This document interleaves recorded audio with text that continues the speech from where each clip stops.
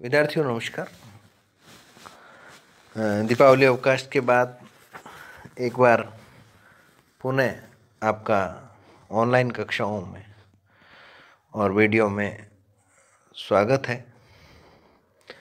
मैं डॉक्टर सहदेव पारिक श्री गोविंद गुरु राजकीय महाविद्यालय बांसवाड़ा के समाजशास्त्र विषय के MA फाइनल पेपर कोड 5176 के प्रकरण समाजशास्त्रीय सिद्धांतों के विषय में चर्चा करेंगे। विद्यार्थियों, पूर्व के वीडियो में हमने जो अध्ययन किया था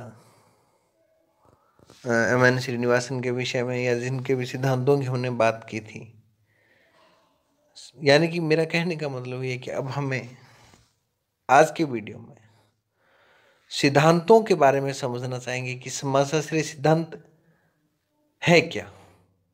आखिर हमें इन सिद्धांतों के बारे में ज्ञान होना जरूरी है। और समाजशास्त्र जो है वो एक विकासशील विज्ञान है और इसमें अनेक विज्ञानों की भांति अनुसंधान और शोध, नित्य नए प्रयोग आप देख सकते हैं हो ही रहे हैं। प्रत्येक विज्ञान का प्रारंभ जो है वो एक जिज्ञासा के साथ होता है, यानी कि कोई जिज्ञासा जब उत्पन्न होती है तो उसी के साथ एक विज्ञान का विकास हो जाता है। और जब इन जिज्ञासों को खोजने का, इनका समाधान ढूंढने का जब प्रयत्न किया जाता है तो जैसे हम कह सकते हैं कि प्रत्येक कार्य का एक कारण होता है और विभिन्न कारणों और कार्य के बीच एक संबंधता पाई जाती है जिसे हम कार्य कारण संबंध कहते हैं। और इन संबंधों की व्याख्या करते समय किसी एक निश्चित सामान्यीकरण का निर्माण किया जाता है और जो ये सामान्यीकरण जो हम करते हैं वो सामान्यीकरण को ही हम ये मान सकते हैं कि ये सिद्धांत के लिए एक पृष्ठभूमि यहीं से तैयार हो जाती है। और भारत में जब समाजशास्त्र के विकास के लिए अनेक भारतीय विद्वानों ने भी समाजशास्त्र का अध्ययन प्रारंभ किया और धीरे धीरे भारतीय समाजशास्त्रियों तथा विदेशी समाजशास्त्रियों, जिसे हम पाश्चात्य विचारकों की श्रेणी में भी रख सकते हैं,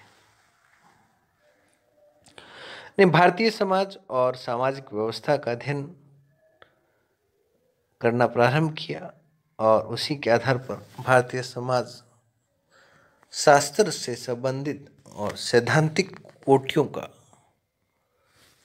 विश्लेषण किया जा रहा है।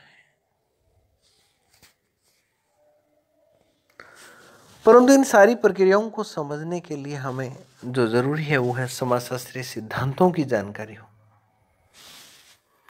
जब हम समाजशास्त्रीय सिद्धांतों की बात करें कि आखिर समाजशास्त्रीय सिद्धांत है क्या, तो इस विषय को लेकर के जितने भी समाजशास्त्री हैं उनमें पूर्ण मतैक्यता या एक मतता का जो है वो अभाव है। कुछ विद्वान तो समाजशास्त्र विचारों के इतिहास को इस सिद्धांत मानते हैं, तो कुछ समाजशास्त्री संप्रदायों को, जितने भी प्रकार के इसके जो संप्रदाय हैं उन संप्रदायों को ही सिद्धांत नाम दे देते हैं। उदाहरण के लिए जब सोरोकिन की बात करें तो सोरोकिन कॉन्टेम्परेरी सोशियोलॉजिकल थ्योरीज में जो इनकी एक पुस्तक है ये, और इसमें अनेक समाजशास्त्रीय संप्रदायों का सीधा और ऐतिहासिक विकास जो दर्शाया है। और वहीं हम यदि बोगार्ट्स की बात करें तो बोगार्ट्स ने सार्वलौकिक सिद्धांतों को ही मान्यता प्रदान की है, लेकिन मर्टन जो कि बहुत ही चिरपरिचित नाम है समाजशास्त्र में, सार्वलौकिक सिद्धांतों के स्थान पर एक मध्य सीमा जिसको middle range middle range theory इनको जो है वो मान्यता प्रदान करते हैं, जिसको हम मध्य सीमा सिद्धांत कहते हैं। और कुछ अन्य समाजशास्त्रियों ने तो सार्वलौकिक सिद्धांतों को स्वीकार करते हैं और ना ही मध्य सीमा सिद्धांतों पर बल देते हैं। यानी कि कुछ एक ऐसा वर्ग भी है जो ना तो सार्वलौकिक सिद्धांतों को मानते हैं और ना ही मध्य अभिसीमा सिद्धांत को या मध्य सीमा सिद्धांत को मानते हैं, बल्कि वे एक नवीन सिद्धांत उपस्थित करते हैं और जिसे माइक्रो थ्योरी के नाम से जाना जाता है। लघु सिद्धांत आप कह सकते हैं इसको, यानी कि माइक्रो थ्योरी। और अब इन सारे मत भेदों के आधार पर हम ये नहीं कह सकते कि समाजशास्त्र की सर्वमान्य व्याख्या है ये है, तो ले देकर के हम इन मतभेदों के आधार पर यही है कि समाजशास्त्रीय सिद्धांत की सर्वमान्य व्याख्या जो हो क्या की जा सकती है। और वर्तमान में जो एक उच्च समाजशास्त्रीय सिद्धांतों का भी प्रचलन है। तो इन सब के बावजूद हम ये कह सकते हैं कि जो सिद्धांतों की जब हम बात करें कि सिद्धांत है क्या, तो अनेक समाजशास्त्रियों ने समाजशास्त्रीय सिद्धांतों को जो अपने अपने ढंग से परिभाषित किया है। इस परिभाषा में पहली परिभाषा हम लेकर के चलते हैं मर्टन की परिभाषा। तो मर्टन ने कहा कि जिसे आज समाजशास्त्रीय सिद्धांत कहा जाता है,